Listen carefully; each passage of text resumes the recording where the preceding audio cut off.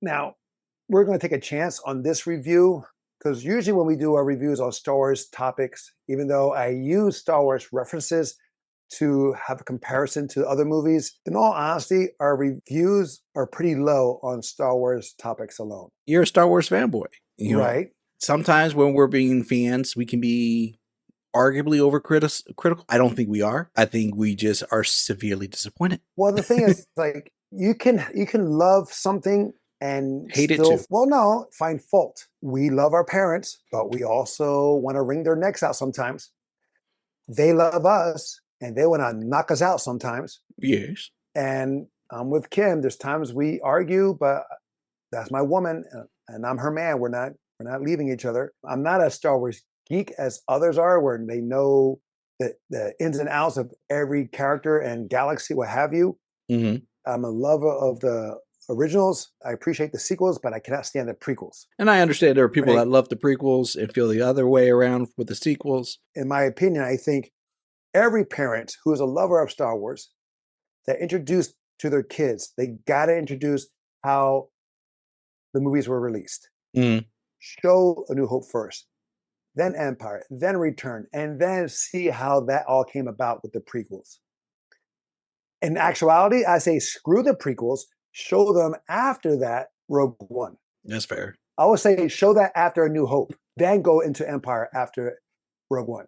Yeah, that makes sense. But here, The Bad Batch, seasons 3, the last season, thank God, because I had issues with this from season 1 and season 2. We did a review on that. But season 3 is their best season. I can go with that. With a Rotten Tomatoes score of 88% by the critics and 83% by the audience. May the force be with you. And with you. It's a trap. Welcome back to Tales of Two Bros. My name is Angel. I'm Adon. Where we give you a review at least once a week. Spoiler alert.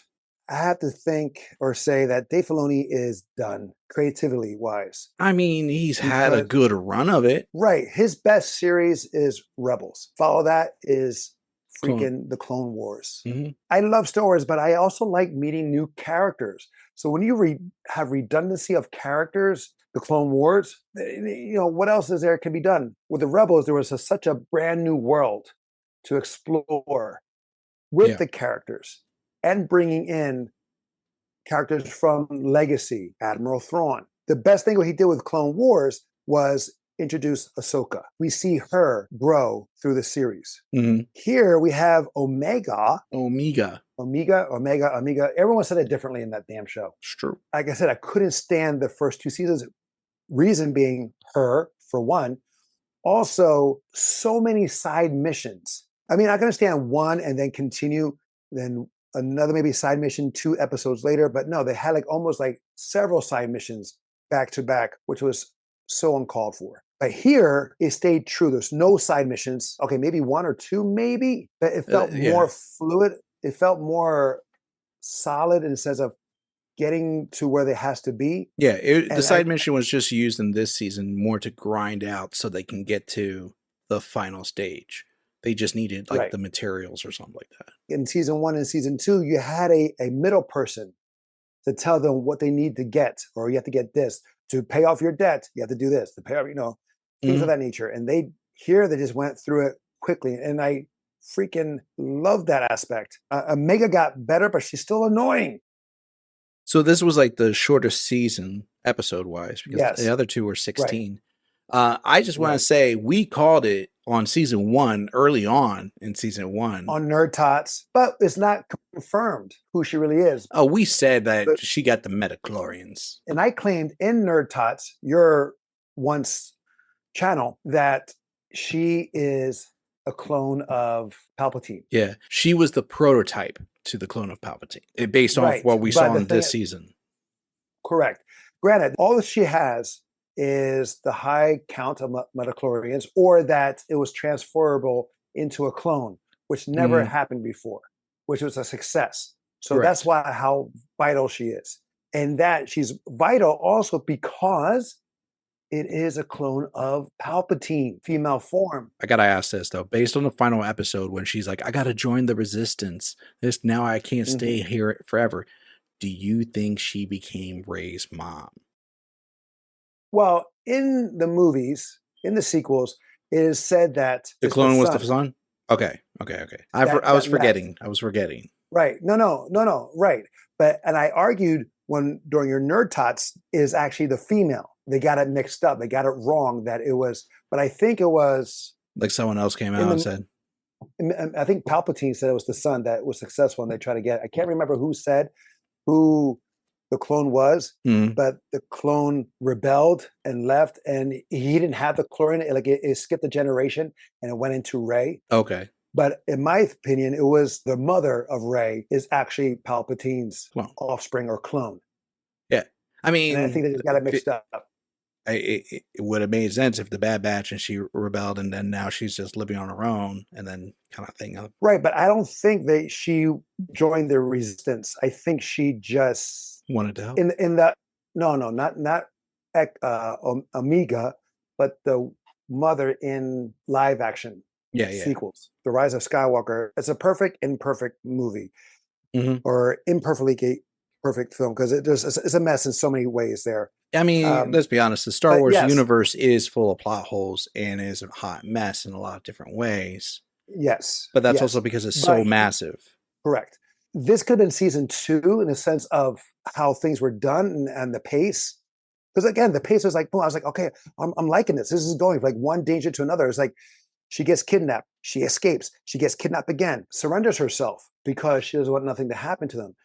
But the thing is, like, going back to her midichlorian count, we didn't see any abilities from her. She's a quick learner, but nothing that says like she can force choke or force push anyone, or that she can communicate with machines like Rey does or other people do. Well, I mean, kind of like she always befriends a wild animal and like kind of understands mechanical things and gets gets herself in trouble and out of trouble in the most weird ways. That is true too. Right. Exactly. So that's why I thought back in season 1, 2, and season 2 that she is force sensitive, but not in the good way. And again, it kept showing. I mean, granted, the scientist is also a clone. Yeah. That she befriended.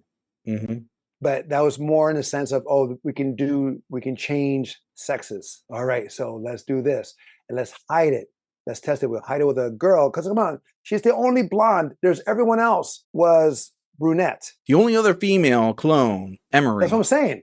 She's brunette. Right. That's what I'm saying. She's a brunette. Right, but she's the only blonde, and Palpatine is blonde. Come on. Which we never did see what's in the vault. They all go to the vault and they see the vault is with the kids, but wasn't there like another thing in the vault that they show someone else? No, they're upstairs.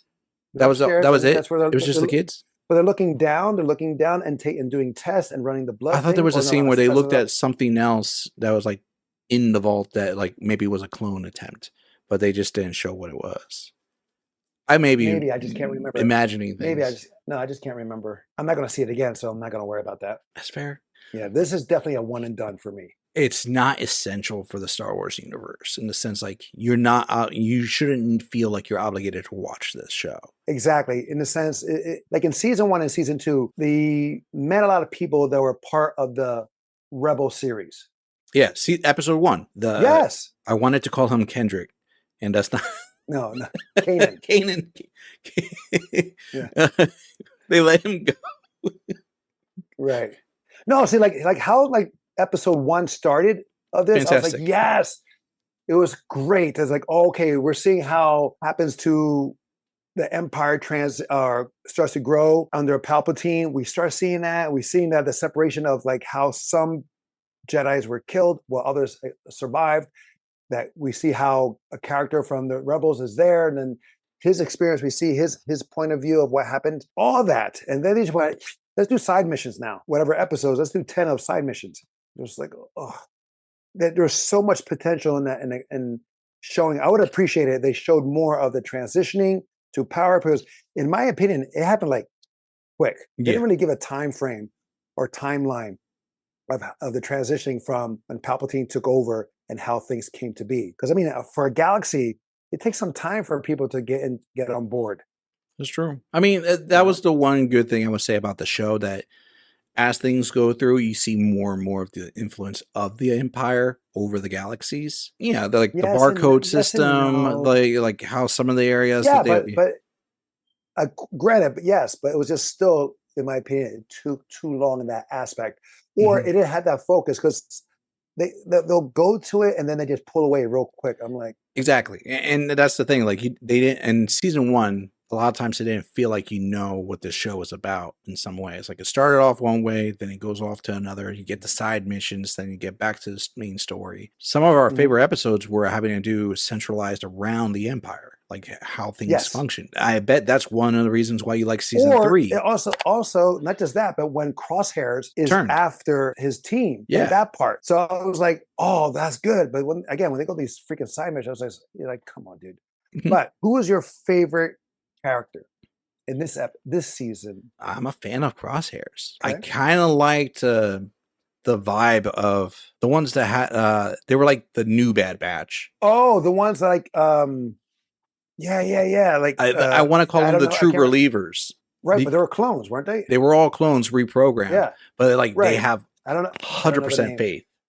No, they didn't. They were just numbers. I mean, I've always liked Wrecker. He's just fun. I mean, it's just great that it's all voiced by the same guy. It's just so good. He's so talented. Yes. The professor, actually, the lead scientist, one of the best villains. Hemlock. Yeah, he is definitely one of the best villains. He reminded me like as if he was trained under Thrawn. Yes. It had that same feel. Like they came from the same school or he was like Thrawn's protege. There's something scary about like a person that is almost like they're just devoid of emotion. It's not that he is, because he just sees things very logical and scientific and very he's scientific. Like Spock. Yeah, he's like Spock. I mean, Hemlock was my favorite. Yeah. My favorite moment is when Crosshairs wakes up. Oh, but that was in season 2, wasn't it? No, that was this season. Oh no, I'm thinking of the snow planet. Is that season 2 or season 3? Season 2. When he goes on that mission, they did it in the recap. Really? Hold up. I'm going to take hold up. He's like, best moment of season 3 happened in season 2. You're talking to the outpost. He meets the clones and they're on a frozen planet, and there's the commander that's like abusing the clones. They go on a mission. Yes. And he's the one surviving clone dies, and he's like, get him some help. And he's like, he's expendable. And he kills him right there. That's on episode 12 of season 2. Best moment was in the recap. Granted, Hemlock was in season 2 as well. You know why? Because I'm getting confused. Because that's right. Because that's when Omega finds him in jail and they escape together. Oh man, Jesus Christ. So, what is my favorite moment then for season 3? That's a great question. When Hemlock gets taken down, that was a pretty cool scene. Oh yeah, when he puts to Omega's head. Multiple things. You have Hemlock, thing is, and you have Hunter having full faith in Omega's ability to get out of the situation or make the opportunity for Crosshairs and Hunter. I actually like that moment where he's using Hunter's shoulder for stability. Yes. And like you like that's one thing they always show, like even though they had their bad patches with each other, they still lock in as a true team. Well, they're family. Yeah. And it gets done, right? And the thing is, Crosshair doesn't know her ability or what she has experienced. So he has nothing. And then you have Hunter saying, trust me, she knows what to do. She did. She stabbed him in the arm with that tool she had, and they made him react because then Crosshairs could shoot the handcuffs off. Yeah. And then takes out Hemlock beautifully. Is that the first time they ever show like a real death in that aspect? We see him get shot like several times in the chest and then falls over it. Is that the first time we've seen that in animation? I can't remember. For Bad Batch? Yeah. No, I think because we usually see it. We usually see it like we've seen people get like fall off into like there. I think it was in like season 1 where like there was the guy who was had child slave labor, and like he knocked him over into like the pits. Right? No, I understand that, but because usually when they get shot, they have the armor on, like stormtroopers. And he didn't. Where Hemlock, he didn't have it. He gets shot like 3 times in the chest, and then you see him fall over it into the water. I would say arguably season 3 may be more brutal. Like they literally lopped off Crosshair's hand. Yes. They didn't show it on screen, but it was like Very fine line they got to. Getting to that. This was a more brutal season than the other ones. Yes. Mm-hmm. And it didn't need to be. Like, he went dark. He made this, Dave Filoni, that is, this season, he made season 3 his Empire Strikes Back. Like when the bounty hunter captures the baby. What's the bounty hunter's name? I forget his name. The one from Boba Fett, Cade Bane. Cade Bane, yeah. When they call him in to like, hey, I have what you're looking for, and is a baby. That's pretty messed up, and he just drops the gold. Thank you for your service, kind of situation. Cad Bane. It was great to see him. It makes sense. This show had hits and misses for me. Season 3, like I know season 3 you said is your favorite season. I argue season 2 might be my better season looking back overall. To me, side missions. I mean, that's the only thing. In this one for season 3, it just had a better flow. I still agree. Because I remember on our very, very first review of Bad Batch season 1, we said cut the show down, get rid of some of those the excess missions, and keep it refined. And it will be better. Right. I mean, granted, this was more refined to the story, but if they did that season 2 and 1, and then put this all together, overall story arc wise, we could have had a solid 2 seasons. Yes. Or it would have been so good that season 1 and season 2, you put it together, and then you do this, and then you go into season 3 with her as a grown-up, and you have Hunter. Apparently, he's the remaining of the batch. I never liked Hunter. Like, he's the Rambo type, and bro never did anything Rambo-ish. Yeah, that knife, though. He barely used it. He used it the most in season 3 to fight the one creature. And then, let's be honest, his ability of being a Bad Batch is that he can sense changes in the electromagnetic field in the ether of the environment. What does that mean? It means nothing. He see birds fly away. He goes, something's coming. I could tell you that too. I don't need to. I don't even have what you have, but I could see oh, something's over there. He wasn't a great hunter, and he was the de facto leader. Right, he's the leader, but he doesn't really stand out as well as the others do. No. I mean, I get everybody other even Echo, who came in later, and you could argue Tech was supposed to be the science guy. No, Echo was you got Tech, obviously the science guy. Then you had Echo, who is the droid support, right? Because you can have a science guy who is the mechanic versus the programmer. Great. Way to put it that way. Wrecker is the demolisher. He's the brawn. He's the brawn. He's the barbarian. He's the muscle. Everybody has with a soft heart. Absolutely. Love Wrecker. He's the heart of the team. If you argue Omega, I care less. Crosshairs, the cold logistical, we have a person, we have a purpose, we have a mission. This is our duty to get things done. He's the Dirty Harry of the group. Absolutely. Yes. Did he go bad? Yes, he was misguided. Remembering another good scene was with the moment where Omega is going back to the plant and Crosshairs is trying to set the tracker. And he's fighting against the other troopers and clones, and they're interfering because he's trying to get there. And then he shoots too late, and you see the tracker just miss the ship. That was a good scene also, because he's feeling for her. He's having he knows the importance of her and how dire this mission for him to set the tracker on, because she was smart. She says, they're going to look for a tracker on me. They're going to do that. Or did he say that? He said that. Yeah. Then she says, well, then shoot a tracker and follow the ship. And he couldn't do that. And you can feel like he was like, shit. Yeah.